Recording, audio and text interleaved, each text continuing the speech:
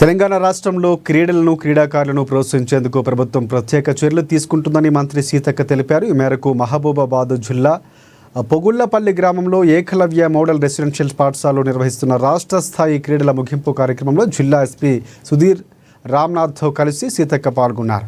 క్రీడాకారులు నూతన ఉత్సాహాన్ని నింపేలా రాబోయే 3 ఏళ్లలో కొత్త క్రీడా విధానాన్ని ప్రభుత్వం రూపొందించిందని మంత్రి సీతక్క ఈ సందర్భంగా స్పష్టం చేశారు. మహబూబాబాద్ జిల్లా ములుగు నియోజకవర్గం పాకాల కొత్తగూడలో రాష్ట్ర వ్యాప్తంగా ఉన్నటువంటి ఈఎంఆర్ఎస్ స్కూల్స్ నుంచి 1200 మంది స్టూడెంట్స్ని ఎంపిక చేసి ప్లేయర్స్గా మరి 11th నుంచి ఈరోజు వరకు ఇక్కడ గేమ్స్ నిర్వహించడం జరిగింది. నేషనల్ వారీగా వెళ్ళేందుకు ఇక్కడ జరిగినటువంటి గేమ్స్ సెలెక్షన్స్లో పోటీలో 350 మంది విద్యార్థులు ప్లేయర్స్ సెలెక్ట్ చేయడం జరిగింది. వారందరూ కూడా సక్సెస్ఫుల్గా ఖచ్చితంగా మరి తిరిగి వస్తారని నమ్మకంతో వారిని బ్లెస్సింగ్ చేస్తూ ఉన్నాం. మా ప్రభుత్వం ఎప్పుడు కూడా ఆటలను ప్రోత్సహిస్తూ ఉంది.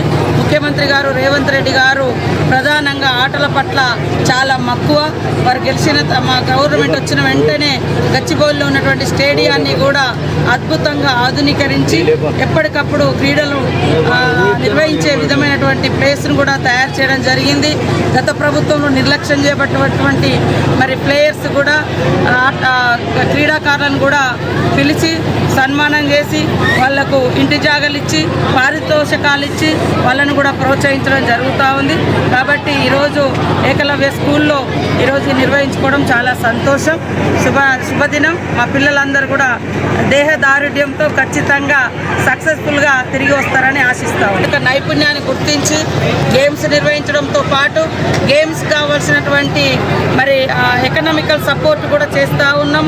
అదేవిధంగా స్పోర్ట్స్కి సంబంధించినటువంటి ఐటమ్స్ కూడా వస్తువులను కూడా అందజేస్తూ ఉన్నాం. మా శివసేనారెడ్డి కూడా చాలా యాక్టివ్గా ఉన్నాడు. అదేవిధంగా ఈ మధ్యకాలంలో ఒక బోర్డు కూడా మరి ఉపాసన